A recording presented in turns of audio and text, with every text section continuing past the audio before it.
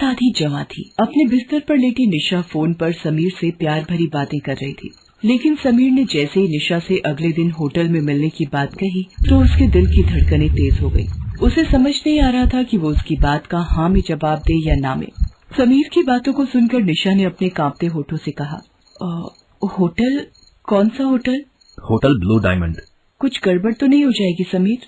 कैसी गड़बड़? किसी को पता तो नहीं लग जाएगा हमारे रिश्तों के बारे में? डर लग रहा है निशा।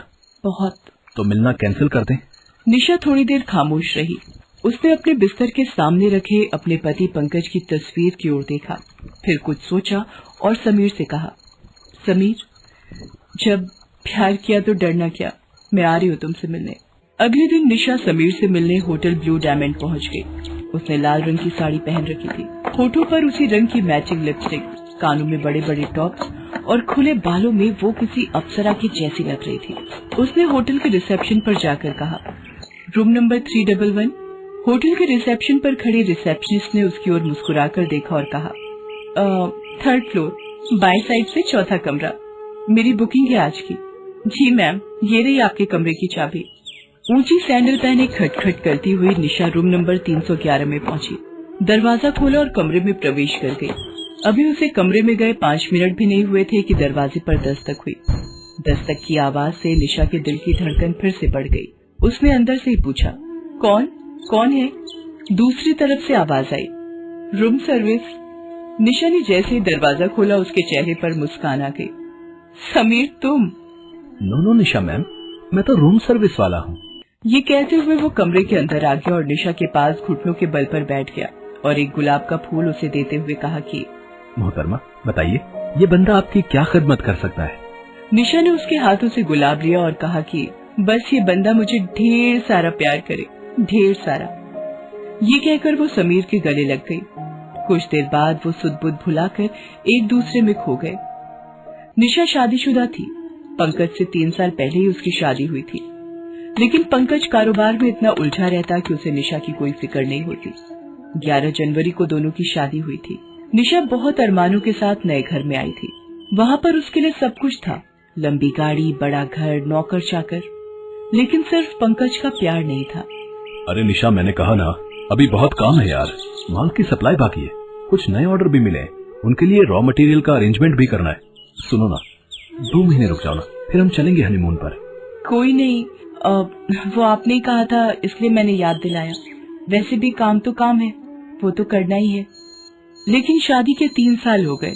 पंकज के वो 2 महीने आए ही नहीं जब उसने वादा किया था कि वो हनीमून पर जाएंगे। निशा ने भी उससे कहना छोड़ दिया। उसे समझ आ गया था कि पंकज सिर्फ अपने कारोबार से प्यार करता है। रात के 12:30 बज गए। हर दिन ये इतनी ही देर से आते हैं। अरे काम कौन नहीं करता, लेकिन काम के चक्कर में अपने घर को, अपनी बीवी को भूल जाना सही तो नहीं है। मुझे तो लगता है ये घर सिर्फ सोने के लिए आते हैं। इनका वश चले तो ये ऑफिस में ही सो जाए। पिछले 2 सालों से पंकज शादी की सालगिरह पर निशा को बाहर ले जाने की बात कह रहा था, लेकिन वो भी उसे याद नहीं रहता। शादी की 3री सालगिरह की बात है। अरे प्रॉमिस कर रहा हूँ, आज मैं बिल्कुल भी नहीं भूलूंगा। आज हम दोनों न सिर्फ बाहर खाएंगे बल्कि लॉन्ग ड्राइव पर भी चलेंगे। और अगर मैं भूल भी गया तो मुझे शाम को 7 बजे कॉल करके याद दिला देना, ठीक है? चलो अब मुझे जाने दो। Love you and happy anniversary. ये कहकर पंकज फैक्ट्री के लिए निकल गया, लेकिन रात के 8 बज गए। पंकज घर नहीं आया तो निशा ने उसे कॉल किया। क्या हुआ पंकज, आप अभी तक निकले नहीं हैं? 8 बज गए हैं। निशा, माय डियर वाइफ, मैं भूला नहीं हूँ। थोड़ी देर और यार, मैं निकलता हूँ। एक काम करो, तुम ड्राइवर को बोलो तुम्हें होटल सनशाइन में छोड़ दे। मैं तुम्हें वहीं मिलता हूँ। निशा होटल सनशाइन में पहुँच गई। वहाँ पहुँचकर उसे 10 बज गए, लेकिन पंकज नहीं आया। उसने 2 बार उसे कॉल भी किया, लेकिन उसने उसका कॉल कट कर दिया। गलती मेरी ही है, मैं ही उनसे कुछ ज्यादा एक्सपेक्टेशन लगा लेती हूँ। उनकी पहली प्रायोरिटी उनका काम ही है। निशा ने घड़ी की ओर देखा, 10:30 बजने वाले थे। उसने एक बार और कॉल किया। इस बार पंकज ने कॉल पिक कर लिया। क्या निशा, तुम बिल्कुल स्टूपिड हो क्या? अरे मैं यहाँ काम में बिजी हूँ और तुम कॉल पर कॉल किए जा रही हो। लेकिन आपने तो मुझे यहाँ होटल सनशाइन में वेट करने के लिए कहा था।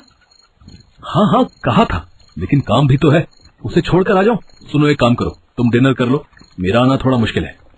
आज एनिवर्सरी है हमारी पंकज, हाँ तो क्या हुआ, एनिवर्सरी है तो क्या हुआ, तुम अकेले एंजॉय कर लो ना स्वीट हार्ट। चलो अब मैं फोन रखता हूँ, मुझे बहुत काम है। पंकज की बातें निशा के कानों में गूंजने लगी। अकेले एंजॉय कर लो ना। उसकी आंखों में आंसू आ गए। वो अपने टेबल से गुस्से में उठी और होटल से घर वापस जाने के लिए निकलने ही वाली थी कि एक बहुत ही हैंडसम लड़का उसके पास आया और बोला, excuse me ma'am, my name is Sameer. आप किसी का वेट कर रही हैं क्या? आपको उससे क्या मतलब? देखिए मैम, मुझे गलत मत समझिए, मैं बहुत देर से आपको देख रहा हूँ कि आप परेशान हैं, किसी को बार बार कॉल भी कर रही हैं, कोई आने वाला है क्या? समीर की बातों को सुनकर निशा फूट पड़ी। उसकी आंखों से आंसू सारे बांध तोड़कर बहने लगे। क्या हुआ मैम, आप रोने क्यों लगी? कोई प्रॉब्लम है तो आप मुझे बताइए ना। पता नहीं उस घड़ी ऐसा क्या हुआ, या निशा का अकेलेपन का दुख उसे संभाला नहीं गया। उसने सारी बातें समीर से कह दी। जानती है, किसी भी रिलेशनशिप को बांध कर जो रखता है वो है प्यार। इंसान कितना भी बिजी हो, परेशान हो, टेंशन में हो, अगर प्यार से कोई गले लगा लेता है ना, तो बड़ी से बड़ी परेशानी भी बर्फ की तरह पिघल जाती है। अफसोस कि आपके पास सब कुछ रहते हुए भी प्यार से गले लगाने वाला वो शख्स नहीं है जिसके गले लगकर आप सब कुछ भूल जाएं। निशा और समीर की ये पहली मुलाकात थी और उसी पहली मुलाकात में समीर का जादू निशा पर चढ़ गया था। समीर एक सिंगर था। उसकी एक एक बात निशा को बहुत पसंद आती थी। वो जिस तरह निशा का ध्यान रखता, उसकी केयर करता, ये बात निशा को बहुत अच्छी लगती। समीर को भी निशा बहुत पसंद थी। हालांकि दोनों ने कभी एक दूसरे को खुलकर नहीं कहा, लेकिन आखिर कब तक वो इससे दूर रहते। एक दिन समीर ने निशा को प्रपोज कर दिया। समीर, तुम जानते हो ना मैं शादीशुदा हूँ, फिर भी मुझे प्रपोज कर रहे हो?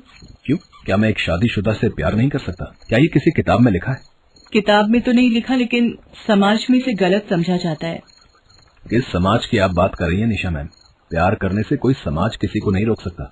अरे प्यार ही तो वो शक्ति है जिससे आपका समाज चलता है। अगर उसे ही निकाल देंगे तो फिर क्या बचेगा? समीर की बातें निशा को समझ तो नहीं आई, लेकिन समीर के बिना वो नहीं रह सकती थी।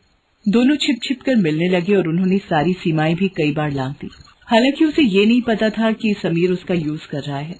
उसने निशा से लाखों रुपए ऐंठ लिए थे और वो उससे अय्याशी करता था। सोने के अंडे देने वाली मुर्गी हाथ लग गई है मेरे। अपनी लाइफ तो बिल्कुल सेट है।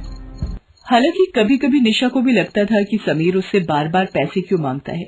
उसे ये भी लगता था कि वो अपने पति को धोखा दे रही है, लेकिन उस रिश्ते में उसे अब घुटन सी होने लगी थी।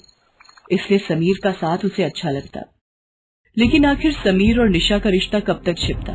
आखिरकार पंकज को अपने लोगों द्वारा समीर के बारे में पता लग गया।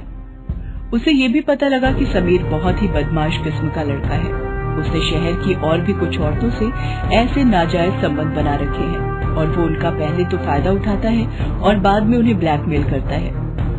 पंकज समीर की असलियत निशा को बताने ही वाला था। तभी एक दिन समीर ने 10 लाख रुपए निशा से मांगे। 10 लाख? मेरे पास इतने रुपए नहीं है समीर, और मैं अपने पति से इतने पैसे मांगूंगी तो उन्हें शक हो जाएगा। वो सब मैं नहीं जानता निशा, मुझे पैसे चाहिए। अगर तुमने मुझे पैसे नहीं दिए तो मैं तुम्हारे पति से पैसे मांग लूंगा। ये तुम क्या कह रहे हो? तुम तो मुझसे प्यार करते हो। मैं प्यार सिर्फ पैसों से करता हूँ निशा, पैसों से। पैसे दो नहीं तो तुम्हारी इज्जत नीलाम कर दूंगा। नहीं समीर, तुम कुछ ऐसा मत करना। पंकज ने निशा और समीर की सारी बातें सुन ली। उसने उससे कहा, वो बहुत बदमाश लड़का है निशा, बहुत बदमाश। कौन? किसकी बातें कर रहे हैं आप? वही जो तुम्हें फोन पर ब्लैकमेल कर रहा है। उसके बाद पंकज ने समीर की सारी असलियत निशा को बताई और उससे कहा, निशा, क्या कमी रखी मैंने? तुम्हारे पास महंगी से महंगी गाड़ी है, बड़ा बंगला है, नौकर चाकर की लाइन लगी रहती है तुम्हारे आगे पीछे। बोलो, इससे ज्यादा और क्या मैं दे सकता हूँ? प्यार ही नहीं दिया आपने मुझे कभी। 3 साल से अधिक हो गए हमारी शादी को, लेकिन आपके घर में मैं सिर्फ एक सामान की तरह हूँ जो रहे चाहे ना रहे आपको कोई फर्क नहीं पड़ता। कभी आपने 2 मिनट बैठकर मुझसे कुछ पूछा? कभी प्यार से मुझे गले लगाया? कभी प्रेम से मेरी तरफ देखा? नहीं, कभी नहीं। काम काम काम। आपके लिए सिर्फ काम ही सब कुछ है। मैं जानती हूँ कि मैंने गलती की है, लेकिन कसूरवार आप भी हैं, आप भी। पहली बार पंकज को लगा कि उससे सही में बहुत बड़ी गलती हो गई है। वो अपनी फैक्ट्री, अपने क्लाइंट्स और अपने काम में ही बिजी रह गया। उसे 2 मिनट की फुर्सत उस शख्स के लिए नहीं थी जिसे वो अग्नि के आगे 7 फेरे लगाकर लाया था। उसे तो लगता था कि पैसा ही सब कुछ है।